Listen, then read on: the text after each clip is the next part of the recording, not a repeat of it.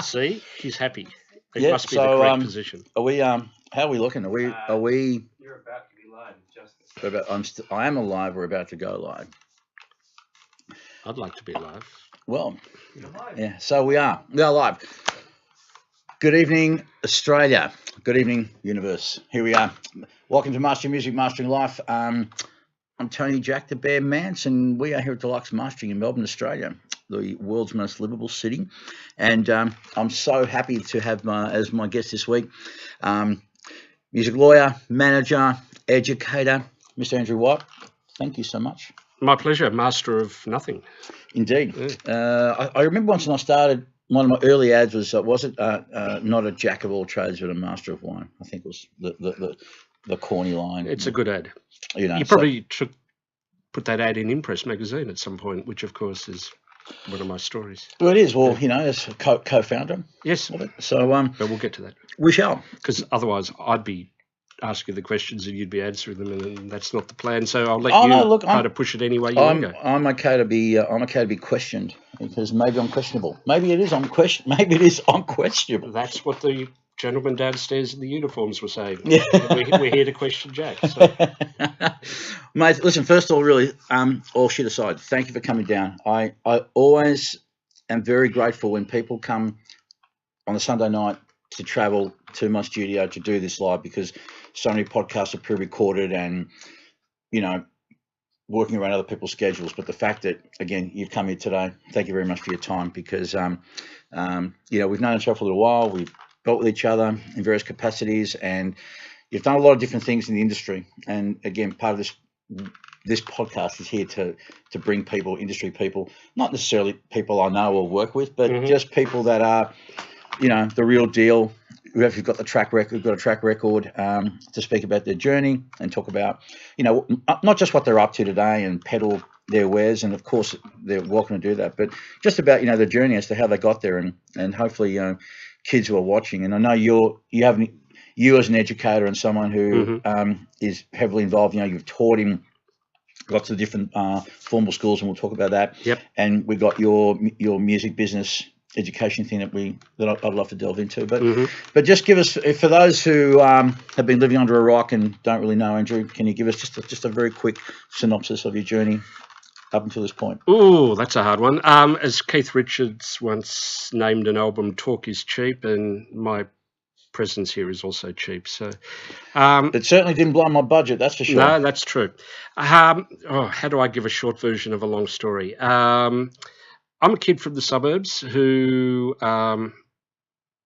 probably has been pretending to be in the music industry now for about 30 years, floating around various, different capacities. I suppose professionally, if you want to kind of give me a professional title, I'm officially a lawyer, and I'm officially a lawyer that specialises in intellectual property, most specifically copyright, copyright and trademark, but for the purposes of music, copyright. So I guess that makes me a music lawyer. But there's been a lot of little tangents along the way. So yes, I have been a journalist, a music journalist. That's really how I started, was as a music journalist at Monash University, writing for the student newspaper. And even when I graduated with, what laughingly is referred to as a law degree, I wanted to keep writing. It was an itch that I wanted to scratch. So I guess I've always had sort of two sides to me: the relatively creative side, where I was writing about music because I love music and I loved what people wanted to say in music and how they wanted to express themselves, and it resonated with me on an emotional or a cerebral sort of level. And then I've got the business side, and the business side was, for me at least, primarily projected through law and being a lawyer. So journalist, lawyer, and everything else has really flowed from there. I owned a pub at one point where we had, some great musicians play in our pub, and so I've got an affinity with live music, both directly and as a fan. I've toured. I've lived in America as a manager. I've been involved in the television industry. Worked briefly in music publishing with Paul Dainty when he had a music publishing company.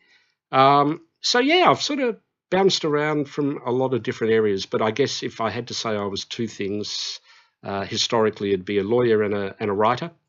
And I would say in the last 5 years, the third major string to my bow would be educator, in that I teach in a lot of different places in a lot of different ways about the music industry. So is that short enough for a long story? No, it's beautiful. Very succinct and to the point.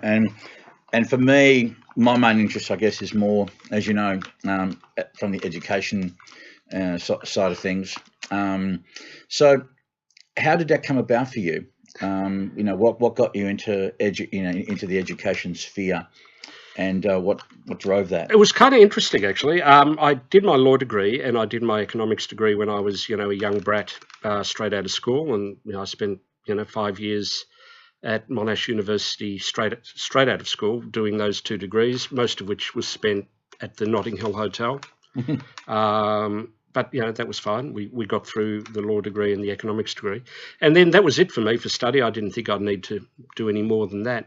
And then mid-90s, I got involved in a project subsequent to the Black Saturday bushfires in Marysville. The bushfires, as we know, were in a lot of places, but my specific interest was Marysville. And a couple of guys I knew, a bloke named Russell Crowe and another bloke named Luke Longley, put together some money, along with some other people that also contributed. The city of Coffs Harbour was one of the contributors, and they wanted to support the bushfire relief effort. And so I found myself representing their fund, and what I found myself doing was a lot of research into bushfire recovery, or rather, natural disaster recovery. So I was looking at a bit of Hurricane Katrina and all that sort of thing, and how the arts could serve that purpose. And lo and behold, I was doing all this volunteer work, trying to work out how the arts could contribute. And I saw that Deakin University was doing a Master of Arts program, and it looked to be pretty much exactly what I was doing in a voluntary capacity in terms of the research. So I went, well, maybe I could segue my volunteer work, my pro bono work, into this master's degree. So I did possibly the world's fastest master's degree. I did it in 8 months because I had to say to my lecturers, this is actually real. This is a real project for the real world. Yeah. And so I found myself in a class with a lot of kids that were, young. They'd straight out of school, having done their bachelor degree, and went straight into their masters. And I'm sitting in the classroom as the old guy, and they kind of kept deferring to me and saying, well, you know about that. You've worked at a publishing company, or you've published your own magazine, or you've run your own bar, or you've managed bands or whatever. So I found myself kind of mentoring my own class. Yeah. And the lecturers, bless their hearts, were very generous in letting me do that. They didn't sort of say, shut up, I'm the lecturer, you go back and be a student.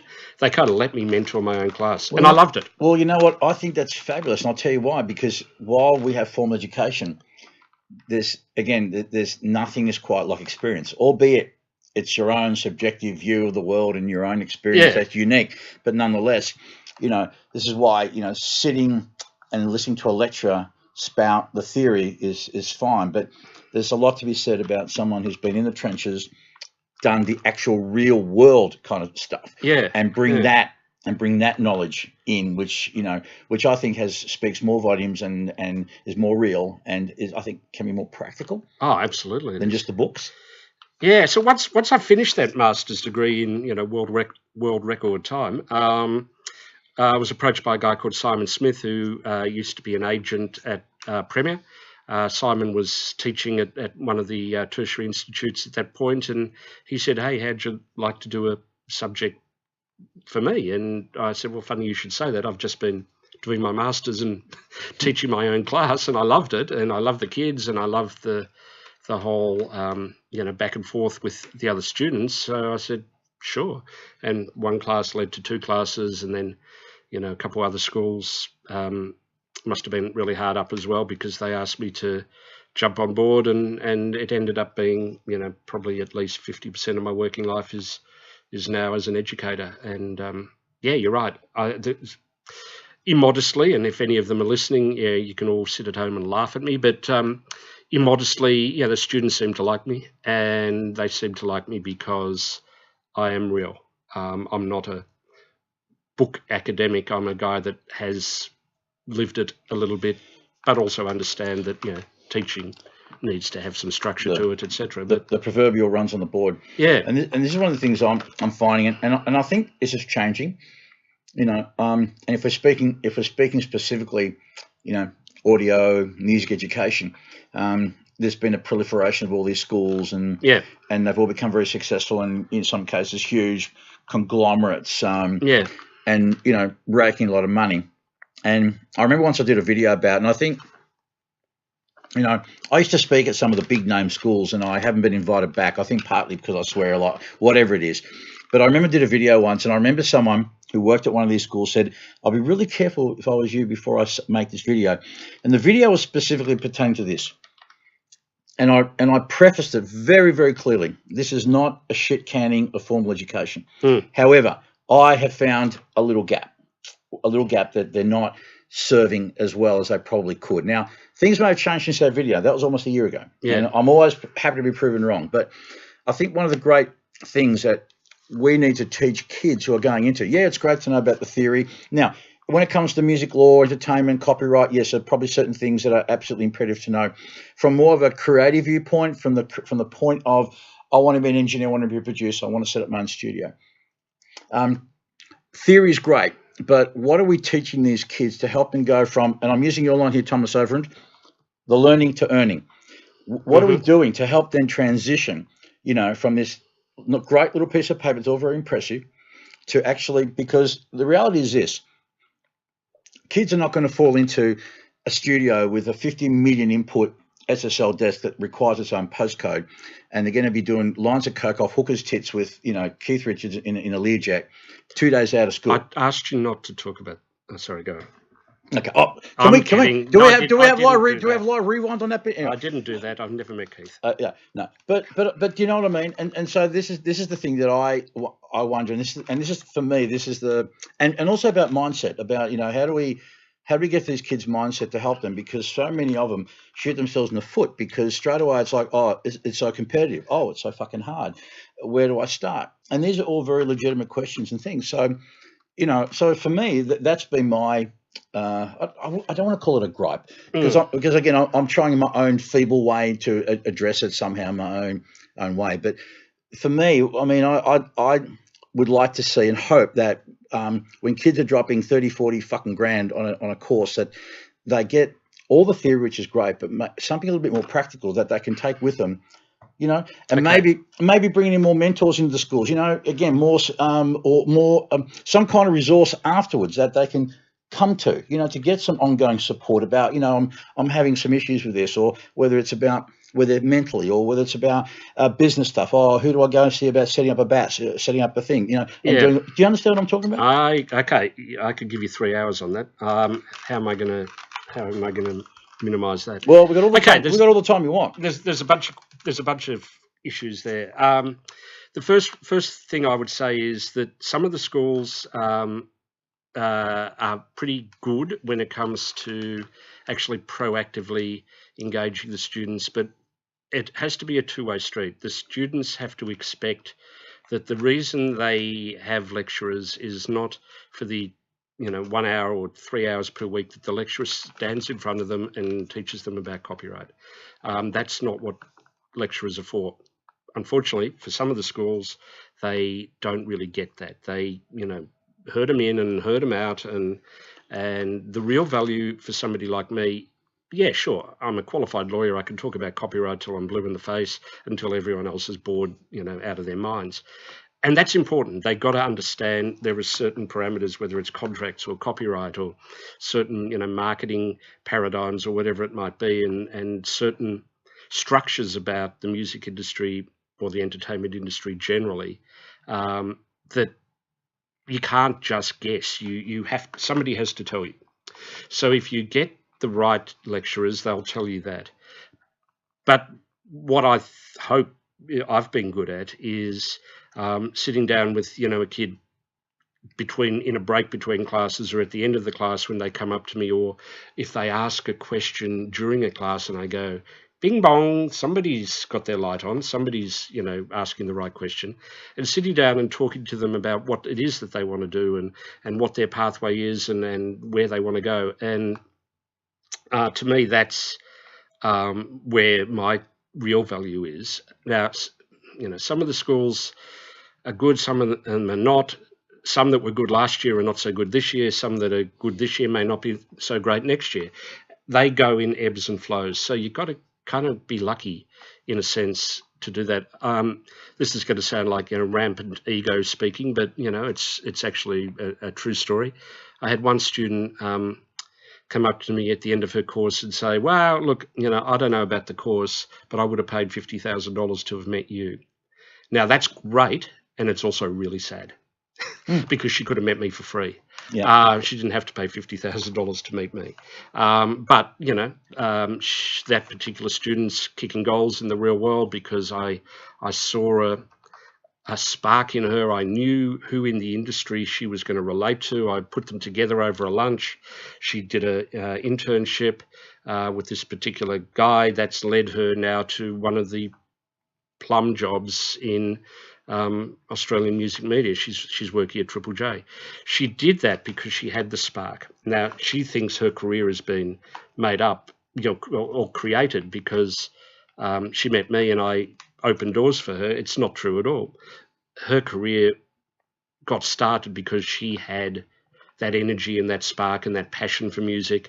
And I went, I know who you're going to fit in with. Now, a lot of the teachers at some of these schools are not well equipped to do that. They're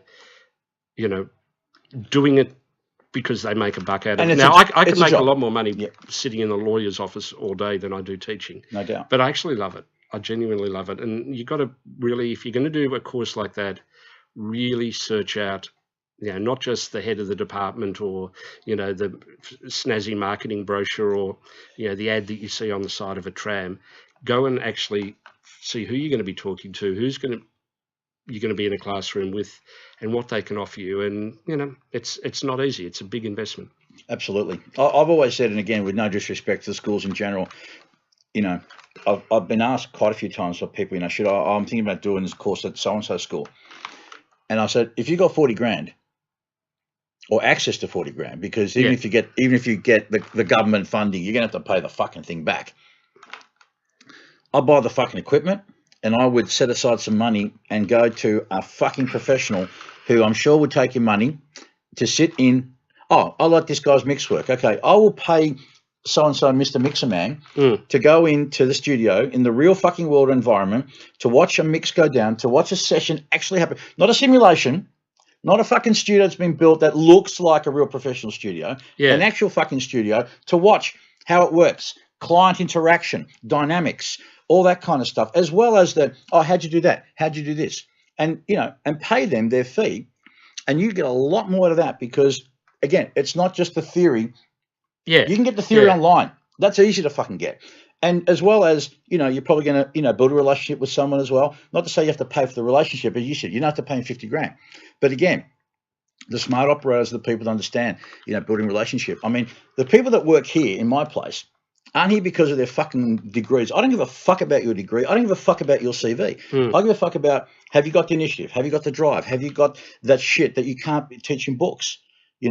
So again, that's what I tell kids. And again, I repeat, with no disrespect to the formal education industry, no slagging them. They all serve a purpose. I mean, I know when I was starting, the schools didn't exist. It just didn't exist at all. No, that's right. So look, there's demand for it. It's great. There's different ways of doing it. Like Jadden Comerford, who runs the Unified Group, or along with an incredible team that Jadden has, and I emphasise what a great team he has.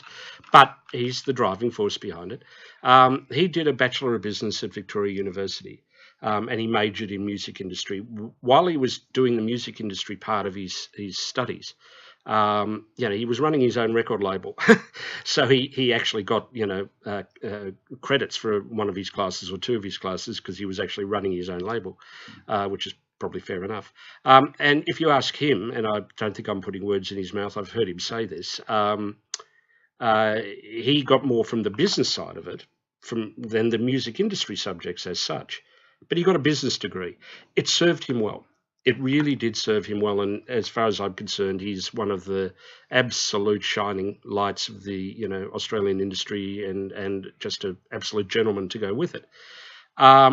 So it can serve its purpose. In a book I wrote a while ago called Welcome to the Jungle, Navigating the Music Business in Australia, it's not a dry textbook. It's interviews with people who are actually doing it. And one of the, a guy called, God, I'm having a mental blank now. Anyway, one of the people in the book, who's Scott Crawford. Sorry, Scott, if you're listening. Mental blank. Scott talked about doing a marketing degree, and he said, marketing is, in his view, the sort of future of the music industry, and having a marketing degree has actually served him well. And he came back and did it in his mid-30s. So there is no one path that says don't go to school, do go to school, get a mentor, learn from the school of hard knocks. It really is horses for courses. And for some people, I've had students who blossomed from trimester 1 through trimester 6 because the school environment was the right place for them to grow as people. Other people grow on the streets. Yeah. And the other good thing in the school environment is also that a lot of people get together, musicians and artists that probably wouldn't have got together with, and so they will probably form their relationships and collaborations, and so I can see that as being a positive. So yeah, sometimes it's and again I teach in the music or the entertainment business courses, not the performance courses. What I've seen with a couple of the performance courses is that when you put musicians together, it's kind of like an arranged marriage.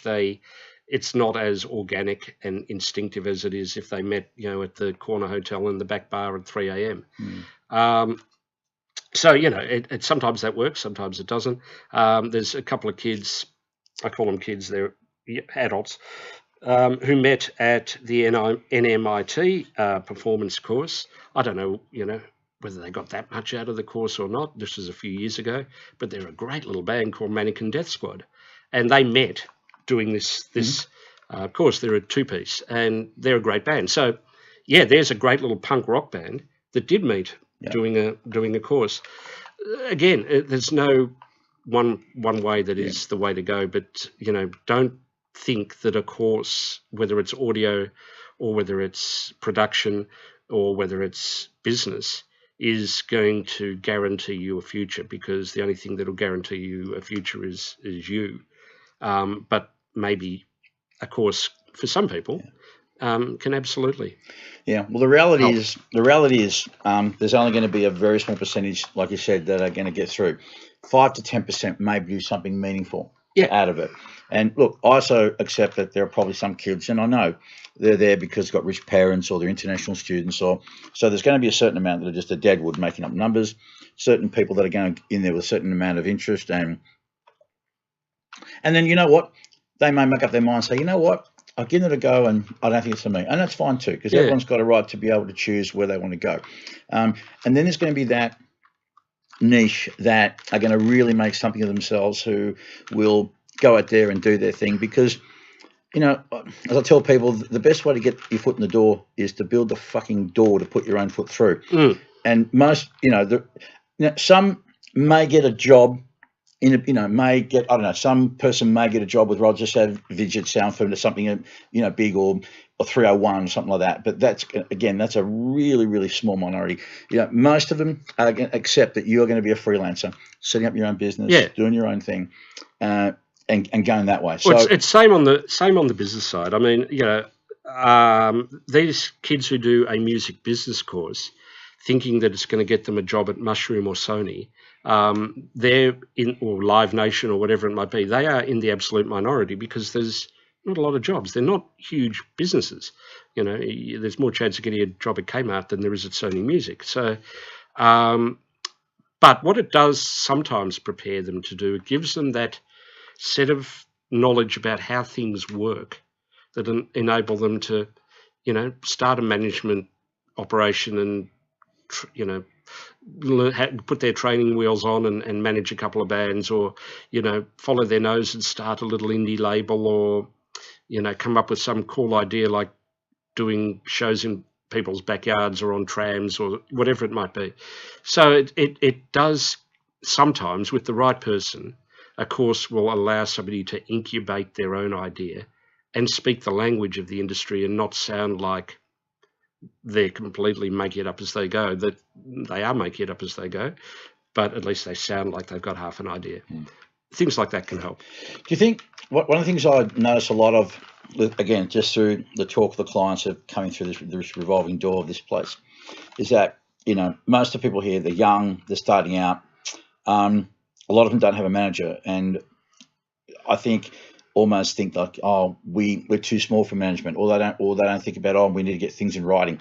But the amount of times I hear about people getting fucked over. So do you see that management or the legalities around what kids are doing these days, even if they're starting out as a brand new band, I think they see it as a luxury. Do you see that as a luxury, or do you think they have to wait to get to a certain point before they start seriously considering contracts and lawyers and management and that, or do you think that's something that they should look at relatively soon? Okay.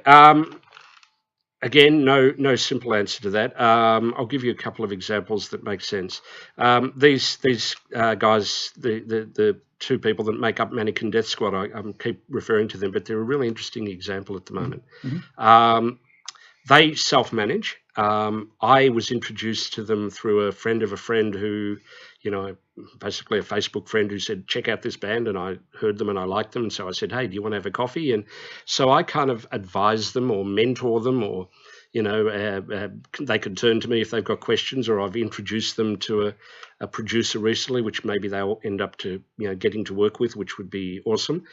I'm not their manager. They don't need a manager because they're smart and they're savvy and they're switched on.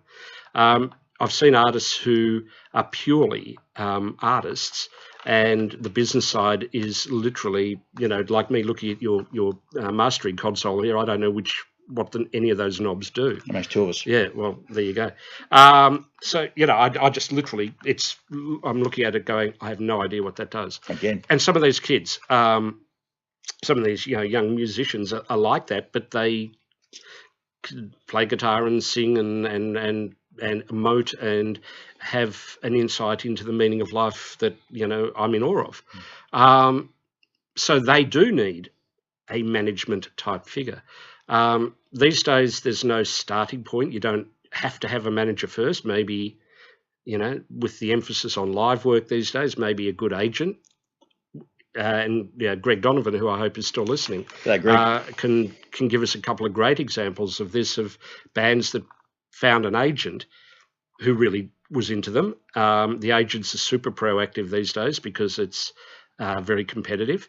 And the agent, in turn, tipped off Greg and said, hey, you've got to listen to these guys. They're great. And he ended up managing them. So instead of that typical thing, you get a manager, the manager gets an agent, it can be the other way. You can find an indie label that's into you.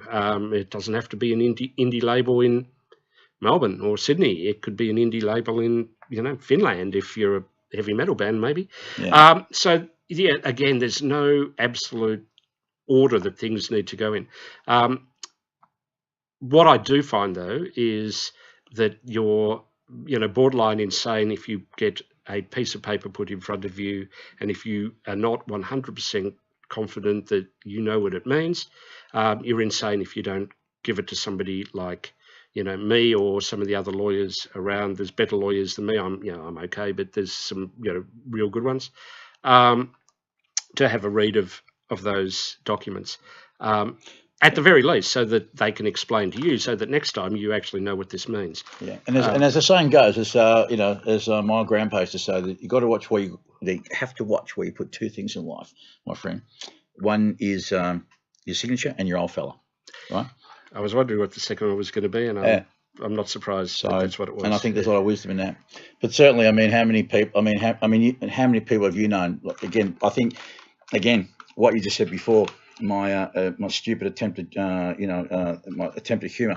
The importance of, having clarity in what's in writing in front of you. I mean, it's great to have things in writing, but again, clarity in what's in writing, so people understand exactly who's doing what are the responsibilities and obligations. So it eliminates the he said, she said, because even law can sometimes be a bit grey. You know, we were saying before law that can totally be you know grey. we have laws and it's all in writing and all very well worded and carefully worded, but we can have some laws and some things that can be where we have 7 Supreme Court judges and we can be split 4-7, each saying exactly the same thing but seeing it differently and having real opposition to it. So Yeah, when I teach a class about recording contracts, what I generally say at the beginning of the class is, all right, so what this is about is 2 things. It's about ownership and it's about services.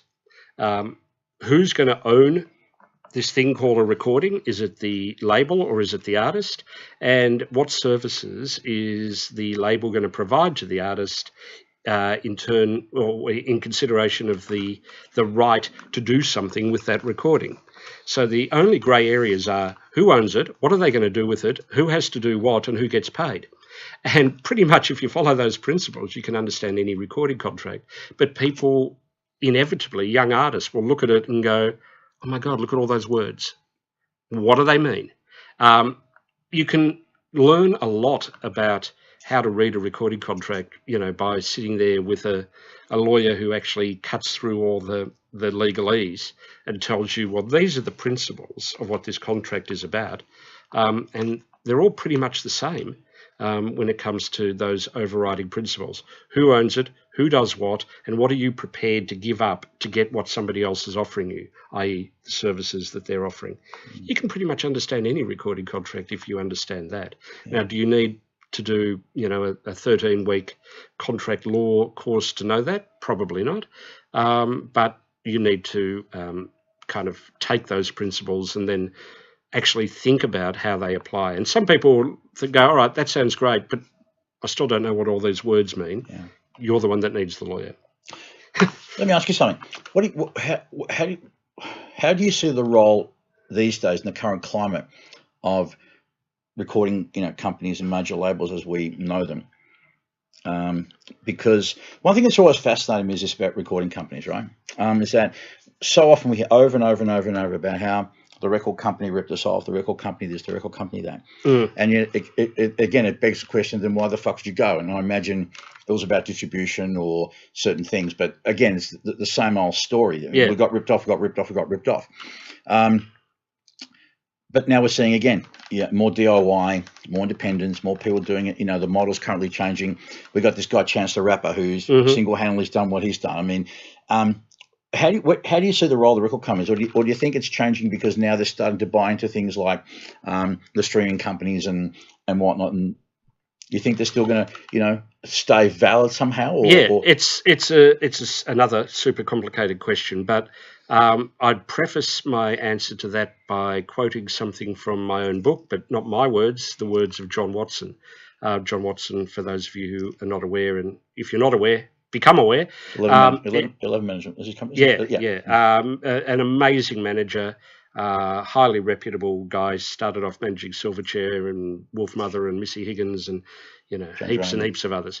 A brilliant mind, a really very clear thinker. And one of the things he said to me when I interviewed him for my book was, it's a mistake to say that all the people in major label land wear black hats and all the people in indie label land wear white hats, the good guys and the bad guys. It's not as simple as that. Non-cut and dry, yeah. By absolute guarantee, there are people working at Sony and Warner and Universal, whether it's in Australia or anywhere else in the world, who are passionate about music, who will crawl over hot coals for their artists, and who will provide knowledge and expertise and power and influence that will genuinely help those artists. It's not the good guys and the bad guys. Equally, there's indie labels and DIY type operators who are not necessarily good guys and are not pure because they are indie. So let's not just automatically assume the good guys and the bad guys. That's a preface. Having said that, what's going to happen with labels? Well, the harsh reality is that there's a small number of companies control a large percentage of the world's recorded music. So of course they're going to remain influential. Of course they're going to remain significant. How they choose to operate their business, only time will tell. How do they exercise that power? At the moment, it's, as you said, buying into Spotify and controlling things in that way. 360 deals and stuff like that. Yeah, which is kind of a bit of a myth, the whole 360 deal. What I said before about what a recording contract is simply what services do you want and what are you prepared to give up to get them. That's all a recording contract has ever been. Mm-hmm. And that's what a 360 deal is. You want us to get involved in your merchandise? Sure. Well, we'll get involved in your merchandise. We'll assist maybe in some way. What are you prepared to what are you prepared to give up? Well, a share of your merchandise for us to provide a service. And if you go, but your service is irrelevant to me selling T-shirts, well, don't give it up. So a 360 deal's no different. So again, for my benefit, so a 360 deal doesn't necessarily mean that a record company will take control over every aspect of your earning. It's, as I said, it's a misnomer. It's a multi-rights deal that says we are interested in the following rights, and this is what we're offering you, and you have always, it doesn't matter whether you're Bruce Springsteen or a brand new artist, you have the right to say no. And if what they're offering you is not something that's of any value to you, you don't have to give up anything to get something that's worth nothing to you. So, it's a set of rights. Sometimes a label will take some of your rights in return for providing a service. Sometimes they'll provide a service without taking your rights, and they'll do that because they'll get paid for providing the service. And other times they wrap that service up as part of your bigger deal. So I kind of put the whole 360 thing to one side. It's sort of been a misnomer from the beginning. It's what are you prepared to give up in order to get what they're offering? And if what they're offering is something you don't want, don't give up anything. Walk away. Be DIY.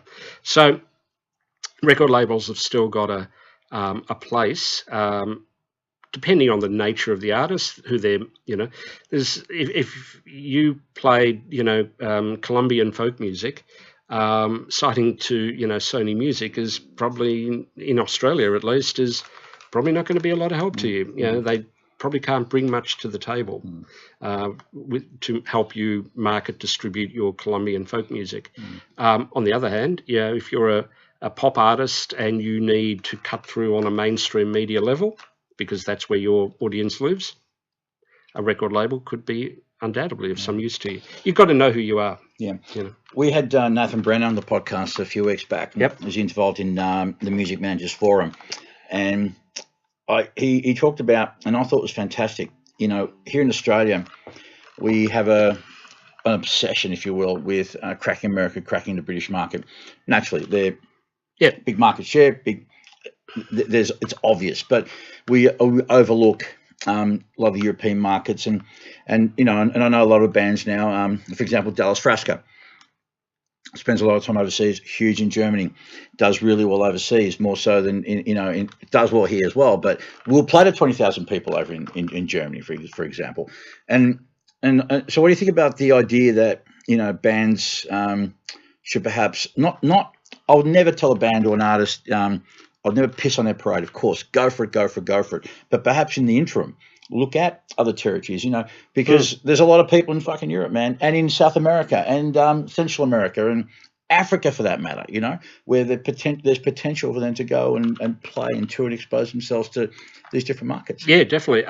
Again, without sounding like too much of a Janet Comerford fanboy, even though I am, one of the things he said very early on to me was, when I'm interviewing him for the book, was for him, his label, Unified, and his management company and what have you, he said, it's just as easy for me to sell an Amity-Affliction record to a kid in Finland as it is to a kid in Frankston. Mm-hmm.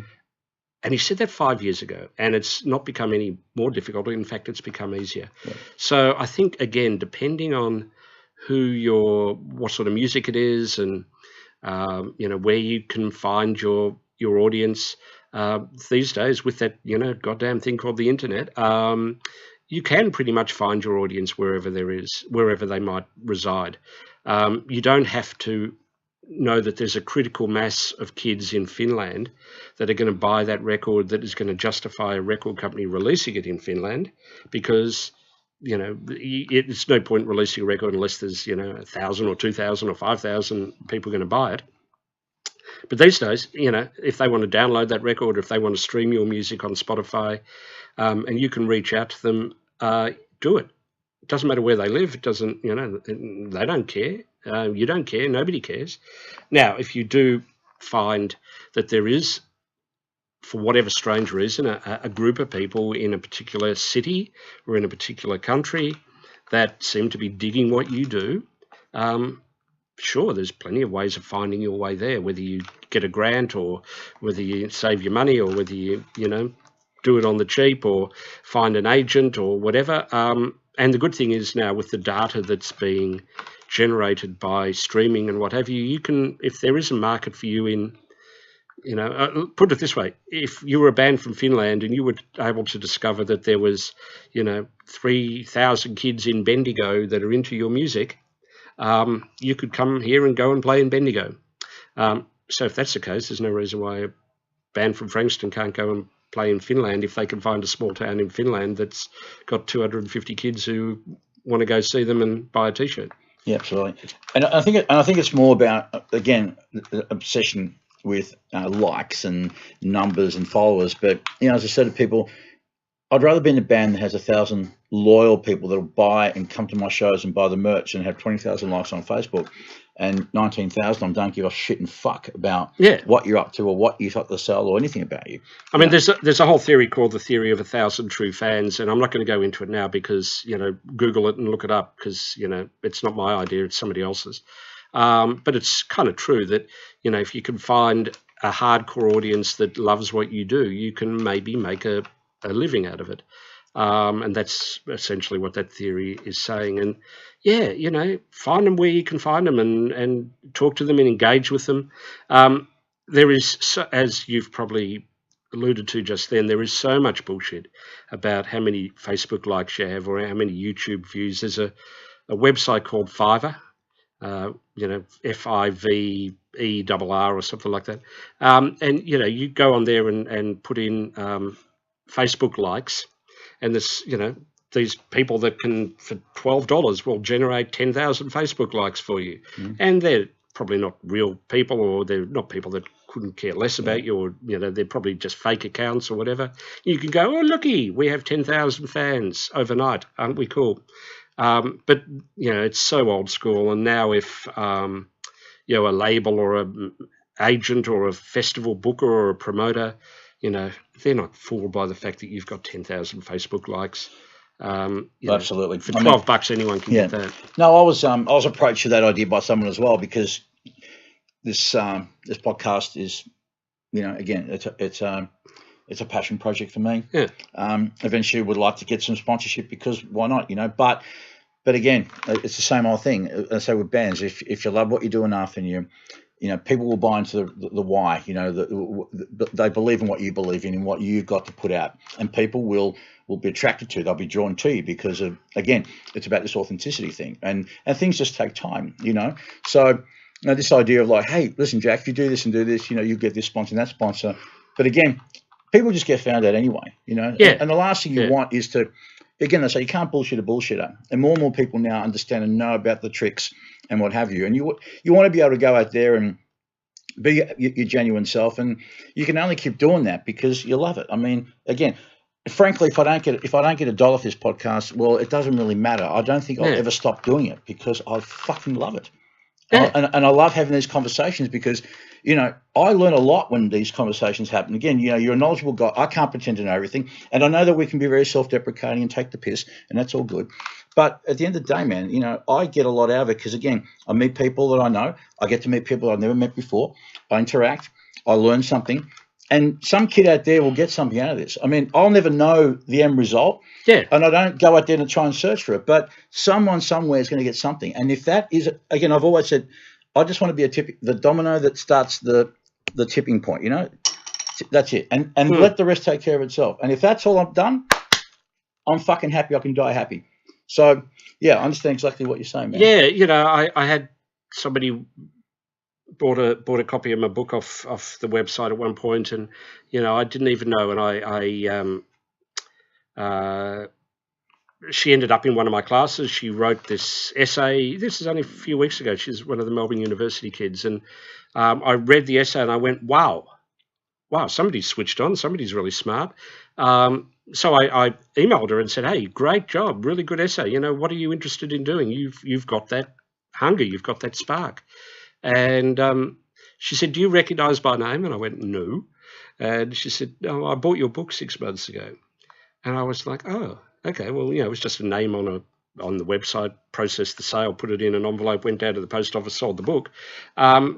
But, you know, it had triggered something in her. And, you know, I was like, wow, that's so cool. You know, I almost want to give you your money back because you've given me such satisfaction that it actually, in front of my eyes, I saw the results of the degree of insight that you've got. And, yeah, look, you know, they're capable of a lot. They just got to be given the belief, I think, and the confidence, and whether it's you or me or hundreds of other people like, you know, Greg Donovan, if you're still listening, Greg. You know, I've had students who, you know, wanted to do an assignment, and I think one of them wanted to do an assignment on Montaigne, or it might have been Paper Kites even, I can't remember now. And I said, well, you know, email Greg. And she go, I can't email him. He's like, you know, big time manager. And I said, no, you know, and I'm not telling the whole world, everyone, email Greg.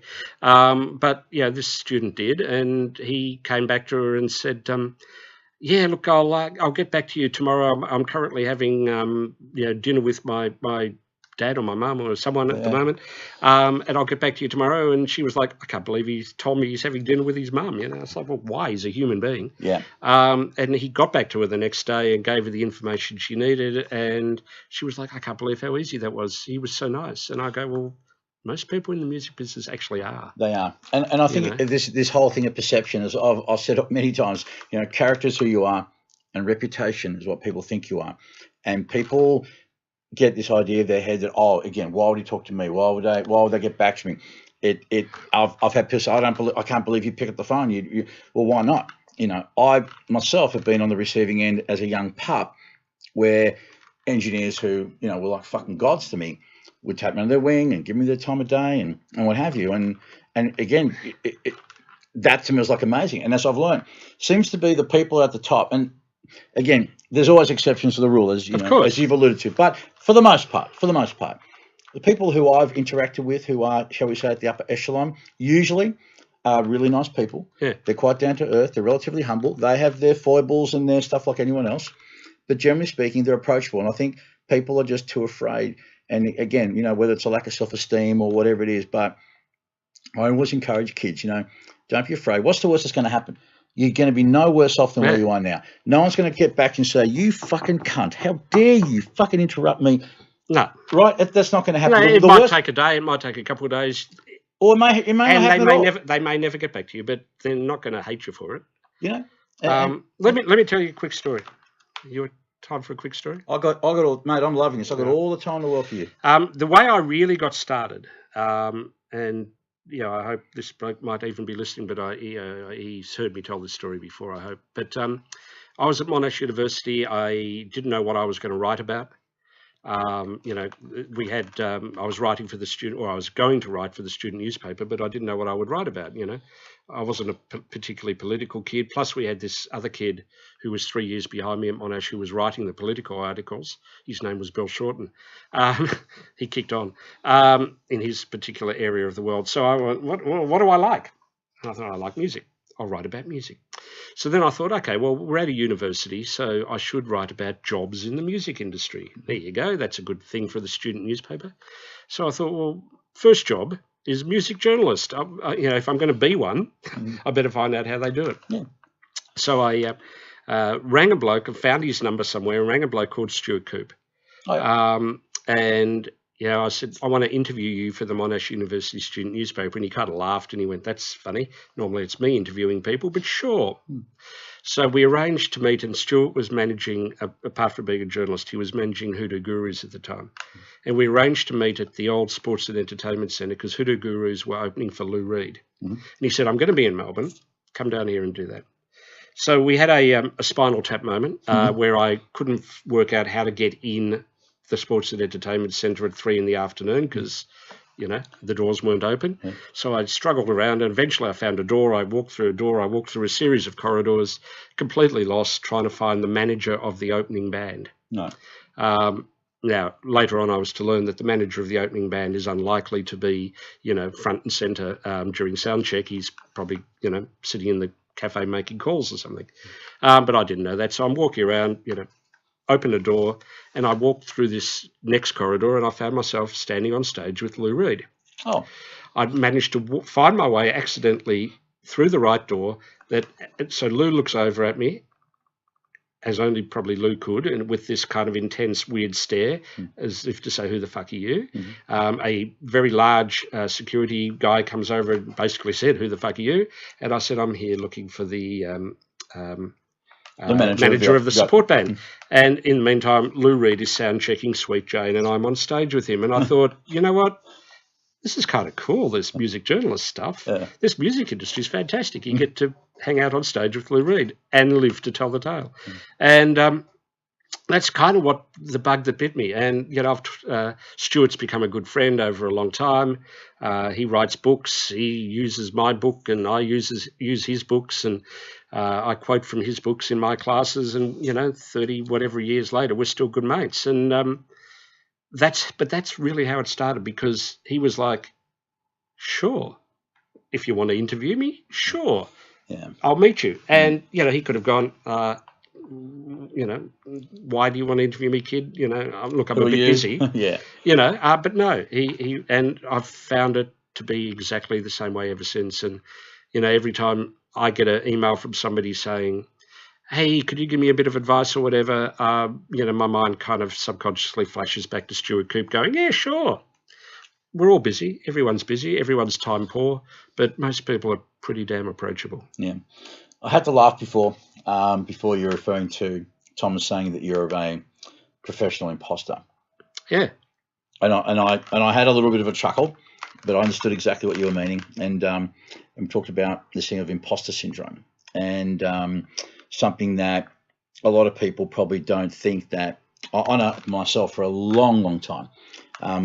I suffer from imposter syndrome up until very recently, not just in my music, because but also even trying to be a speaker. Because, you know, in my career, because my pathway was not the traditional path, if you will, and because I'm completely non-technical, I always found myself to be not like my other contemporaries, and so always sort of seeing, you know, well, I don't deserve to be here. Why I'm, you know, pinching myself and sort of going, how the fuck did I end up here?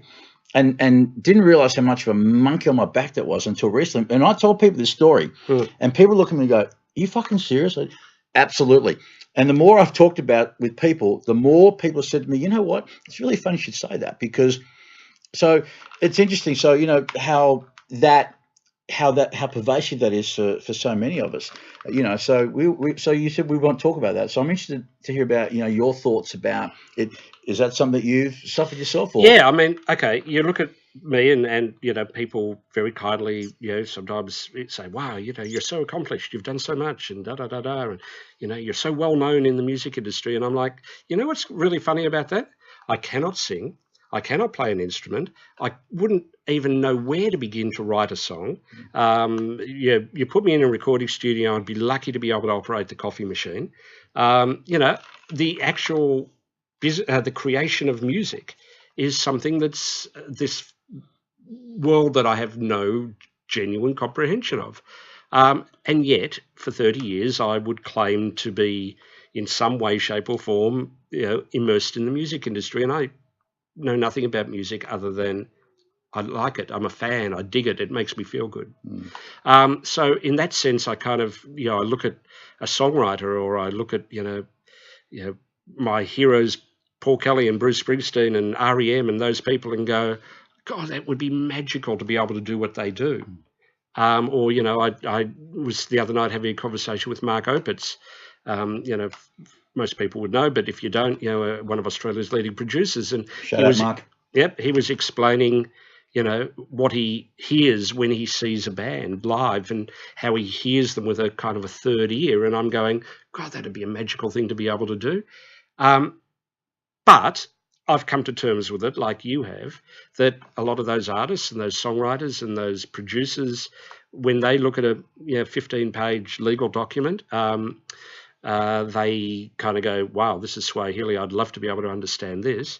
Or when they say, hey, I need to write a bio for my band, or my band needs to have a bio, but I can't string 5 words together to explain who we are and what we sound like or whatever. Yeah. And yet, you know, you sit down and in 5 minutes you can basically whip it up and go, wow, that sounds so much like who we are. And, you know, I couldn't have said it better myself. In fact, I couldn't have said it myself. Yeah. And so, you know, you just realize that everyone's got their own position, their own role in the big ecosystem. And, you know, not everyone knows what everyone else does. And one of the things that I've learned by teaching and by doing the book particularly is how little a lot of people in the music business know about what other people do outside of their own area of expertise. You know, somebody working in music publishing has no idea about how to sell merchandise. Somebody working in merchandise wouldn't have a clue about how to master a recording. You know, somebody in mastering hasn't got the faintest idea how to negotiate a recording contract. And that's fine, because, you know, that's, you can't expect to be, and you can't be expert everything. Absolutely. But to at least try to get a sense of, and to admit that there's areas that you don't know anything about. That's the imposter thing. You know, where you go, oh yeah, I'm going to fake it till I make it. You don't have to. Yeah. You just admit that there's areas you don't know, and if it's something that you do need to know, learn. Or there are people out there that can. Or find an expert who knows. I think it's a very fine line. I think it's a very fine line between, one of the things I love in people is humility. It's just one of those traits that I respect and admire for anyone. But I think there's a fine line between humility and self-deprecation. I found myself, people saying, oh man, so you're sick cunt, blah, blah, blah. And I'd be just whatever. Now, deep down, I was just, I guess, putting myself down. It was veiled as humility, you know, but the reality is I actually was quite self-deprecating. And I think it's a very fine line, though, between that. And also I think in this country as well, where, you know, we talk about tall poppy syndrome, it's probably, again, people, I think you've got to be confident. People like to deal with people that are confident. They feel like they have their best interests at heart, that they've got some skill and they've got all that going on. But I think there's also a certain limit where people are happy to take it. The Americans are very different. Americans will go out of their way to say, I fucking great that. The flip side to that is that there's the bullshit factor as well. But it's a fine line, though, isn't it? I think between being confident and being okay within yourself and your skill set and your ability, but still trying to remain level-headed. Yeah, and knowing when to seek help. Ray Harvey, who manages The Living End, or has done for their entire career, and an incredibly smart operator in the music business. Ray, again, quoting from an interview from my book, she said, okay, look, it's fine if you muck up. Actually, that wasn't her phrase. I think she said fuck up. It's fine if you fuck up your own business or your own career. That's, it's yours. You're allowed to fuck it up if you want to. But if you fuck up your artist career, you don't really have a right to do that. So yes, learning on the job, learning from your mistakes is one thing. But she basically said, when I found there was something I didn't know, I would go and ask someone. Again, Greg's the star of the absent star of this discussion, but Greg Donovan said, as he was making his way as a manager, he would go to Michael McMartin, who was a great Australian manager, and Michael would give him a really logical solution to something, and then he'd ring John Watson, and John would give him a genius solution to something. And between the two of them, he had mentors, and he'd go, okay, that was a good solution. None of us are ever too smart to seek advice, to seek a second opinion, to seek guidance, particularly as managers, because a manager is a fairly isolated role sometimes. It's you and the artist against the world. And whilst a lot of Australian managers are very giving, there is a sort of perception of, our artist is competing against your artist for that spot on that festival or that recording contract or whatever it might be. So as a manager, you tend to be a little bit isolated, and so you need to know, okay, I need to get a second opinion. I need to run this past somebody I trust or whatever, and keeps going back to the same thing. Most people in the Australian music industry are really giving when it comes to that. If I was to ring Matt Rogers at Unified and ask him about a recording contract, hey Matt, you're the cutting edge lawyer at Unified. What's the state of play with publishing contracts? He'd share that information with me. If I was managing someone and felt I was at a fork in the road with them, and I could ring Greg or Nathan or John Watson or whoever it might be, and I don't expect them to drop everything, but they would share their expertise. Kath Harity is Michael Parisi. Yep. There's a lot of them, and they're all really open. So yeah, I think you can be self-deprecating, you can be humble, but it's also real that nobody actually knows it all. Yeah, I couldn't agree anymore. Yeah. So tell us a little bit about what you're doing now online, and how people can get involved. What is it? What are you offering? And how people in what ways can people involve themselves? Yeah, a little while ago now, it was probably over a year ago now. I had a look at what I was teaching in the classroom, and it was it was great. The content was pretty good, and I was working within the structure of the curriculum that the Tertiary Education Authority had approved, and my hands were a bit tied. But I was doing the best I could with what I could, and I was helping students, outside of the classroom in terms of advice and mentorship and internship opportunities and things like that. But then I was like, okay, well, there's a whole bunch of kids out there for a whole number of different reasons, and they're not only kids as well, that want to learn the nuts and bolts of the music industry, but are not in a position to do a 3-year or a 2-year $50,000 course, HECS debt funded course, or they've got a real job. They're out there in the real world, making sandwiches or being a plumber or whatever, and they've got responsibilities, so it's just not viable, or they live up the bush.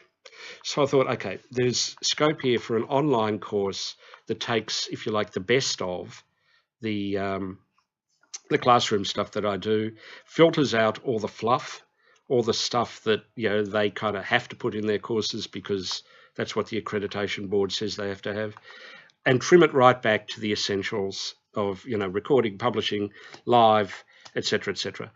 So I created an online course. So it's currently living at a place called musicbusinesseducation.com.au with my dear friend Zoe and a couple of mates, Rutsy and Cocky, old mates. We're revamping it a little bit. I'm changing it to a different platform, which we're in the process of doing at the moment, a bit more of a user-friendly platform. So it's there at the moment, but to be completely honest, don't anyone go and enroll now. Wait for about a month because it's going to be at a much better platform. One of the many things that I'm not an expert at is how to create online courses on the web because I'm just not good at it.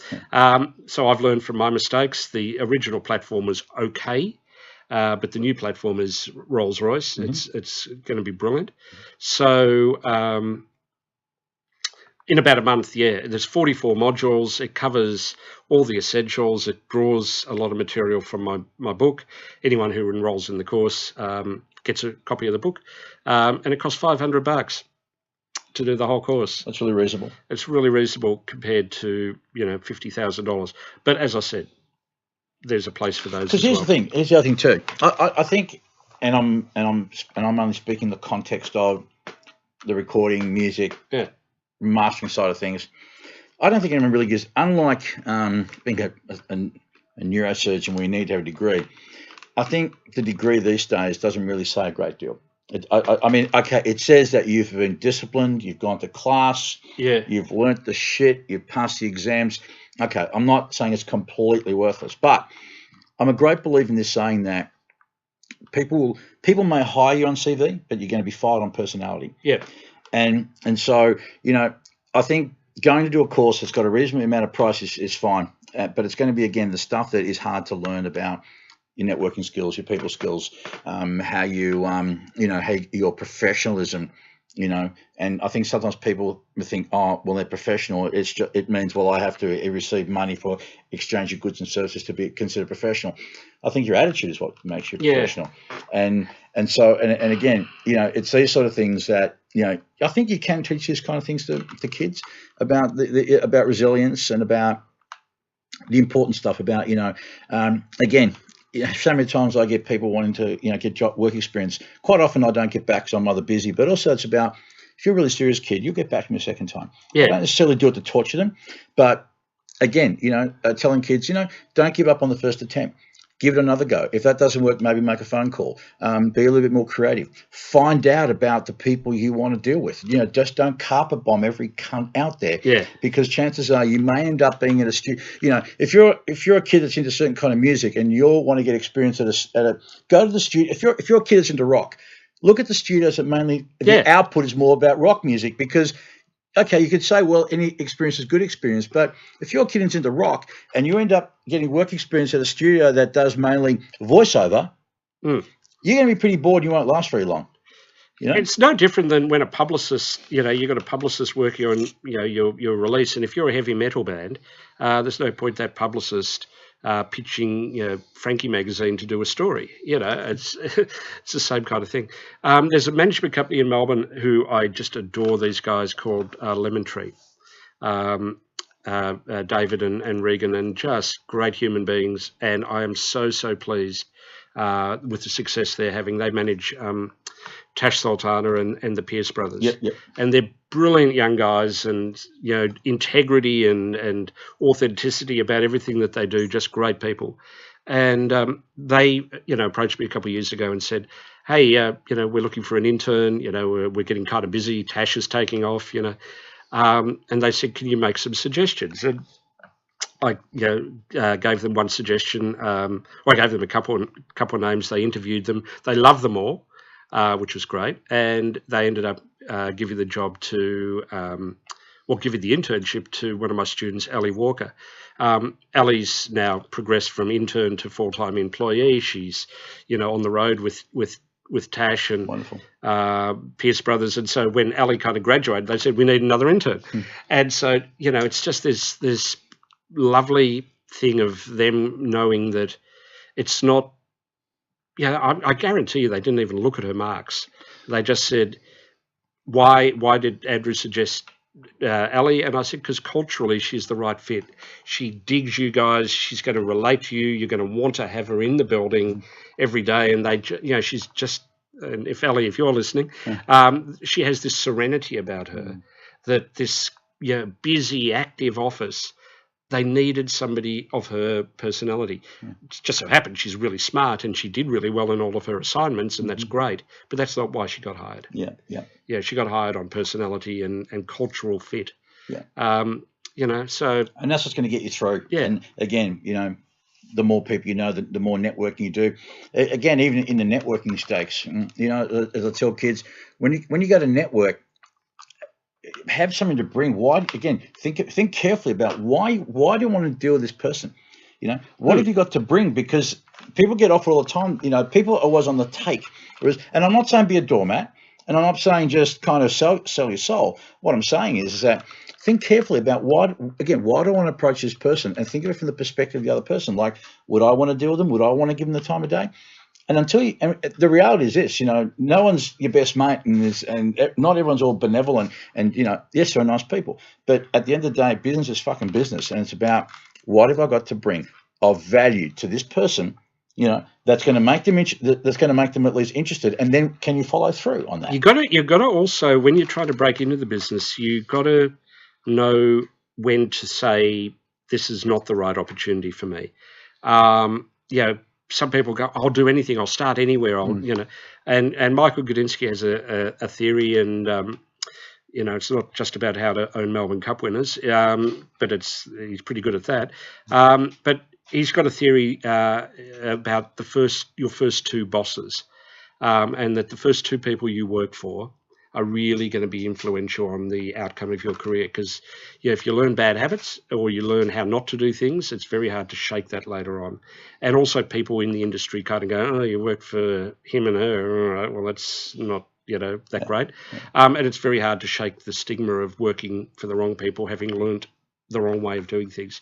So try to break into the industry. Sometimes you just got to know when to go, okay, I would rather keep pushing, send out some more emails rather than just turn up because somebody goes, yeah, come in. Yeah, you're awesome. Do your research. I always say this to my students, research, then research your research, and actually find out, whether the organisation that is willing to have you in the door is actually a good organisation, reputable, integrity, authenticity, all of those things that matter so much. And trust your gut. Be prepared to say no. And trust your gut too, because again, there's as I said, reputation is all about perception, and yes, of course, I think the more you look into people, the more you hear good things. I think it's safe to assume that they're going to be okay or reputable or decent. But again, just because you may not be experienced or know said person or organisation, trust your gut. Yeah. Follow your gut. And, this is where your lecturers, if you are going to do a formal course, this is where your lecturers can be really useful to you. I've had students come to me and go, hey, I've been offered this internship at such and such a place, and I've kind of just rolled my eyes, and they go, oh, really? And you go, yeah, probably not your best bet. Probably there's a couple of better ideas than that for you.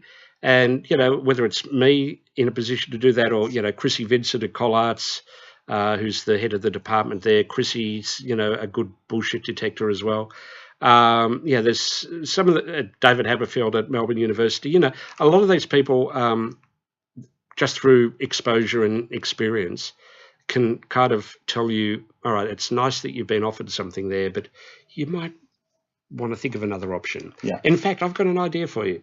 Yeah. And, so that's kind of important. And this is where, some of the schools are kind of not performing at their peak, in that they're getting some people in these days that are not that knowledgeable and not that connected in the industry. They might be really good at generating 10,000 Facebook fans, but and so what they're not able to give you is that insight about who's real, who's good, who's the right cultural fit for you, because often that's what is the most important thing, is whether you're going to fit in and they're going to go, oh, God, it's a joy to have this person in the office every day, makes me want to come to work.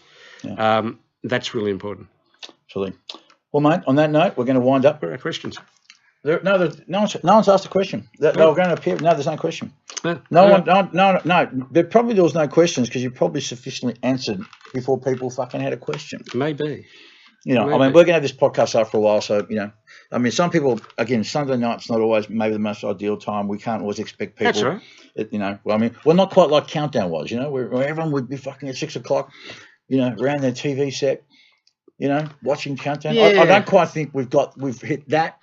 But but people can check it out later. Maybe we'll be like an episode of The Walking Dead that no, let's not say that. All right, my friend.